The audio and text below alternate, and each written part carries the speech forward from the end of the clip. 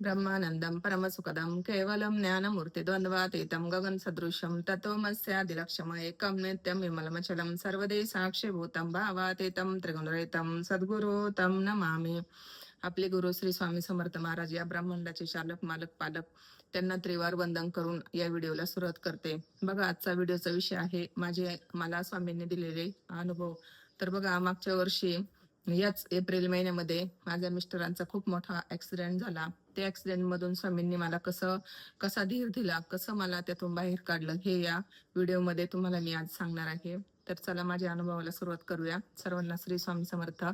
तर बघा, आपल्या गुरु आपल्या पाठीशी असताना आपण कोणतंही संकट आलं, किती मोठं आलं, तरी त्यातून आपण कसं बाहेर निघतो, हा अनुभव आज मी तुम्हाला सांगत आहे. तर मागच्या वर्षी काय झालं, ह्या एप्रिल महिन्यामध्येच मिस्टर कामावर होते, त्यावेळेस ड्युटीवर होते.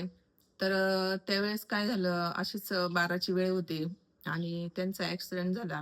म्हणजे पेट्रोलिंग करता करता त्यांनी रस्त्यावरून गाडी जशी टर्न घ्यायला गेले, तशीच गाडी स्लिप झाली आणि ते खाली पडले आणि समोरून जी बाईक येत होती ती त्यांच्या पायावरून गेली. त्यामुळे पायाचा पूर्ण एका म्हणजे उजव्या पायावरून गेल्यामुळं पाय पूर्ण फ्रॅक्चर झाला. म्हणजे एकदम पाय म्हणजे खालचं मनगट, पायाचा आपला पंजा आणि वरचा भाग हा एकदम असा हे झाला, क्रॅक झाला आणि तिथं खूप पायाला सूज आली. तर 12 वाजताच मी पूजा करत होते घरामध्ये आणि बघा स्वामी कसे संकेत देतात. माझी पूजा वगैरे झाली, 12 वाजले होते. तर पूजा झाली आणि मला सवय आहे म्हणजे हातामध्ये चिमूटभर कुंकू घेऊन त्यावर श्रीसूक्त म्हणायचं आणि आपल्या नवर्ण मंत्राची 24 वेळा नवर्ण मंत्र म्हणून ते आपली कुलदेवीचा टाके त्याच्यावर व्हायचं आणि आपल्यालाही ते लावायचं. हे सौभाग्यासाठी असतं बघा. हा हा एक उपायच आहे. हा सर्वांनी करायला हरकत नाही. चिमूटभर हातात कुंकू घ्यायचं 5 बोटांमध्ये आणि त्यावर एक वेळा श्रीसूक्त आणि 24 वेळा नवर्ण मंत्र घेऊन ते देवीच्या चरणावर व्हायचं थोडंसं आणि थोडंसं आपण आपल्या कपाळाला लावायचं. हे मी रोज करत असते. तर त्या दिवशी काय झालं की तर म्हणजे माझ्या असं मनात आलं, पण टायमिंग झाला त्यामुळं मग मी ते केलं नाही. बघा म्हणजे कसा संकेत होता तो. आणि माझ्या मिस्टरांचा ऍक्सिडेंटही त्याच वेळेस झाला होता, 12, पावणे 12च्या वेळेस. तर मी ते नाही केलं आणि नंतर मी माझ्या कामाला लागले. सगळं काम वगैरे आवरलं. दुपारी म्हणजे थोडंसं झोपते मी, त्यामुळं त्या तयारीत होते झोपायच्या. तर मला फोन आला त्यांच्या म्हणजे मित्राचा एका. तर मला बोलले, म्हणजे आमच्या गावालेच आहेत ते. तर मला बोलले, म्हणजे त्यांनी डायरेक्ट मला सांगितलं नाही. तर बोलले, "काय करतायत?" तर म्हणलं, "काही नाही, आता आवरले काम, झोपायचंच आहे." तर त्यांनी सांगितलं की असं असं झालं यांचं. तर बघा, आता ज्यावेळेस आपल्याला ऍक्सिडेंट वगैरे होतो आपल्या घरातल्या, आपल्याच नवऱ्याचा जेव्हा ऍक्सिडेंटची बातमी कळते, तेव्हा आपण किती घाबरतो. म्हणजे आपल्याला काहीच म्हणजे सुचत नाही त्यावेळेस काय करावं काय नाही. पण मला अजिबात भीती वाटली नाही. तर मी सगळं त्यांना विचारलं, कसं झालं, काय झालं, कुठे आहेत ते आता, व्यवस्थित आहेत की नाही. तर त्यांनी सांगितलं, हा ते बरे आहेत आता. मी त्यांना हॉस्पिटललाच घेऊन गेलोय. तर तिकडे त्यांना हॉस्पिटलला घेऊन गेले आणि म्हणजे त्यांना ऍडमिट वगैरे केलं होतं त्यावेळेस. मग आम्ही पण इकडून मुलं वगैरे मी गेले तिकडे. पण म्हणजे त्यावेळेस बघा, एवढं मला असा आधार असं वाटतो, म्हणजे भीती ही बिलकुलही वाटली नाही, की आपल्या पाठीशी कोणती तरी शक्ती आहे आणि ती आपल्याला आधार देते. आणि म्हणजे तसं तर मी खूप हळवी आहे. थोडस म्हणजे थोडस काही झालं की लगेच माझ्या डोळ्यात पाणी येतं.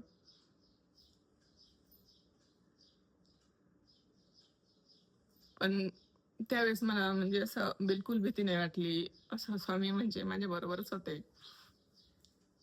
म्हणजे कसं असतं माहिती का, जिथं कुठं असं मोठं काहीतरी होणार होतं, तिथं छोट्या याच्यावर निभावलं असंच म्हणायला हरकत नाही. मग त्यांना हॉस्पिटलला नेलं. पायाची सर्जरी वगैरे झाली आणि 8 दिवस हॉस्पिटलला होते ते.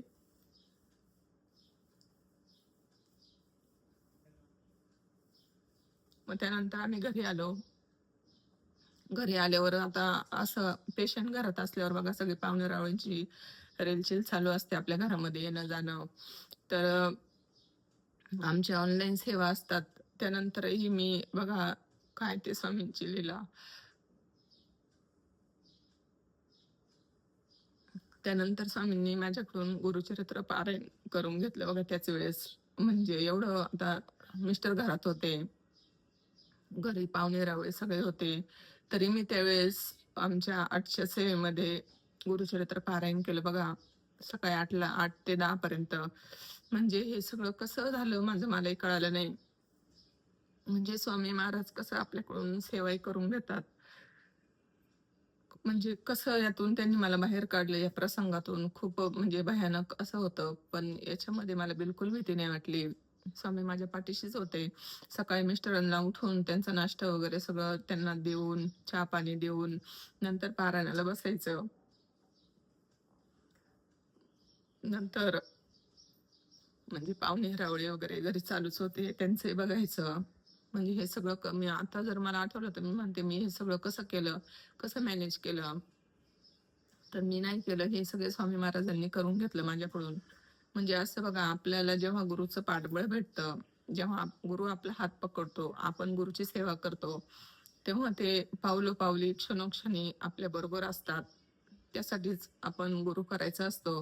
आणि स्वामी महाराजांचं आहेतच म्हणजे मी तर एक सांगेन स्वामी महाराज ज्यांचे गुरु आहेत, त्यांचे तुम्ही नित्यसेवा ही केलीच पाहिजे. 3 अध्याय 11 माळी ह्या केल्याच पाहिजे. बघा जेव्हा स्वामी आपलं बोट पकडतात, तेव्हा आपणही त्यांना विसरलो तर ते आपल्याला विसरत नाहीत. म्हणजे असे माझे तर किती भरपूर अनुभव आहेत.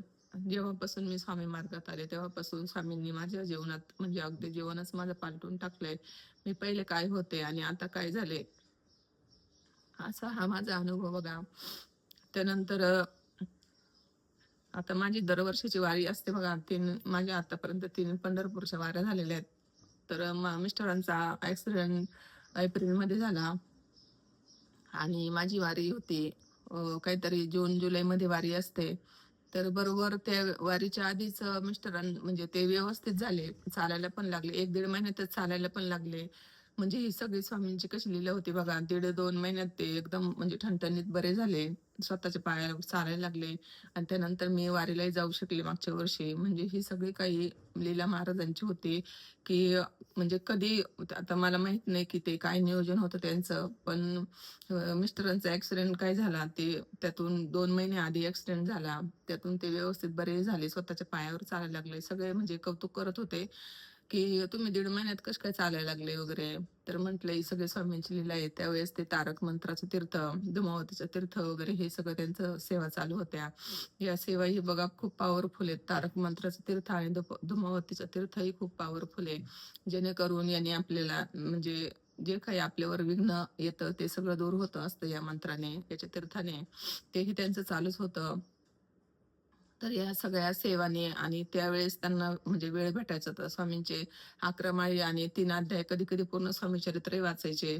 तर याच सेवांनी त्यांना लवकर बरं केलं आणि स्वतःच्या पायावर उभं केलं आणि त्यानंतर काय तर 4-5 महिन्यांनी ते कामावर पण जायला लागले.